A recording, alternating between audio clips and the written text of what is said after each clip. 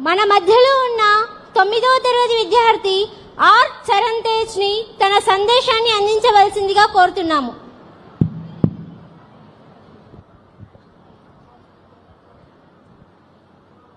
తల్లిదండ్రులు మరియు ఉపాధ్యాయుల ఆత్మీయ సమావేశానికి విచ్చేసిన మాన్యశ్రీ గౌరవనీయులైన నారా చంద్రబాబు నాయుడు గారికి, అలాగే విద్యాశాఖ మంత్రులైన నారా లోకేష్ గారికి, పుట్టపర్తి శాసనసభ్యురాలైన శ్రీమతి పల్లె సింధూరారెడ్డి గారికి, వేదికను అలంకరించిన పెద్దలకు, ఇక్కడికి విచ్చేసిన తల్లిదండ్రులకు, ఉపాధ్యాయులకు, నా తోటి విద్యార్థులకు నా నమస్కారాలు.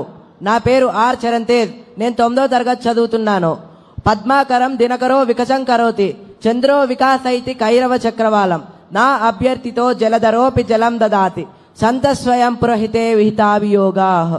ఈ పద్యం యొక్క భావం ఏంటంటే, సూర్యుడి కిరణాలు పడగానే పద్మాలు వికసిస్తాయి, అలాగే చంద్రుడి కిరణాలు సోకగానే కలువలు వికసిస్తాయి. మేఘుడు మనం అడగకుండానే వర్షాన్ని ఇస్తాడు. మీలాంటి పెద్దవాళ్ళు ప్రజలు అడగకుండానే సహాయం చేస్తారు సార్. ఇవి గొప్ప వాళ్ళ యొక్క లక్షణాలు. మన రాష్ట్ర ముఖ్యమంత్రి వర్యులు ఎంతో గొప్ప ఆలోచనతో, ఏ పిల్లవాడు విద్యకు దూరం కాకూడదన్న గొప్ప సంకల్పంతో తల్లికి వందనం అనే పథకాన్ని అమలు చేశారు. ఒక్కో విద్యార్థికి 15,000 చొప్పున ఆర్థిక సహాయం చేశారు. కుటుంబంలో చదివే విద్యార్థులు ఎంతమంది ఉంటే అంతమందికి తల్లికి వందనం అందజేస్తున్నారు. మా గృహం నందు కూడా మేమిద్దరం తల్లికి వందనం లబ్ధి పొందాం సార్. నారా చంద్రబాబు నాయుడు గారు ప్రభుత్వ పాఠశాల మరియు ప్రైవేట్ పాఠశాల అతని 2 కళ్ళుగా భావించి రెండిటికి సమన్యాయం చేయాలన్నటువంటి ఉద్దేశంతో ప్రైవేట్ పాఠశాలలో చదువుతున్న విద్యార్థులకు కూడా తల్లికి వందనం అందజేస్తున్నారు. 1వ తరగతి నుంచి 12వ తరగతి వరకు చదువుతున్న ప్రతి విద్యార్థికి తల్లికి వందనం అందజేస్తున్నారు. ఈ సందర్భంగా నేను నా ఫ్రెండ్ వాళ్ళ జరిగిన ఒక ఫ్యామిలీ ఇష్యూ మీకు చెప్పాలనుకుంటున్నాను. నా ఫ్రెండ్ వాళ్ళ ఫ్యామిలీ చాలా పూర్ ఫ్యామిలీ. వాళ్ళ ఫ్యామిలీలో టోటల్ 5 మెంబర్స్ ఉంటారు. మదరు, ఫాదరు, వాళ్ళకి 3 కొడుకులు. గత ప్రభుత్వం తల్లికి వందనం ఒకరికే ఇవ్వడం వల్ల ఒకరు మాత్రమే చదువుకోవడానికి వీలుంటుంది. మిగతా 2 వాళ్ళ పేరెంట్స్తో కలిసి కూలి పనికి వెళ్తా ఉంటారు.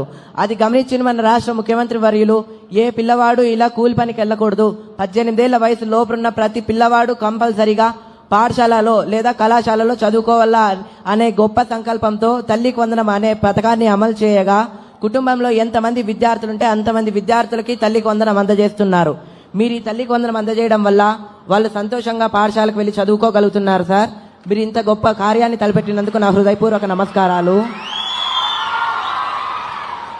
నేను మీకు మాట ఇస్తున్నాను సార్, మీరు ఈ తల్లికి వందనం క్రింద ఇచ్చిన అమౌంట్ ఏదైతే ఉందో ఇది నేను వృధాగా వాడను. నా పై చదువు కోసం ఉపయోగించి మీ ప్రభుత్వంలోనే నా చదువు అంతా ఫినిష్ చేసి ప్రభుత్వానికి, దేశానికి ఉపయోగపడేలా తయారైతానని మాట ఇస్తున్నాను sir. Thanks for giving this golden opportunity. ఎంతో చక్కగా మాట్లాడిన చరణ్కి మా కృతజ్ఞతలు.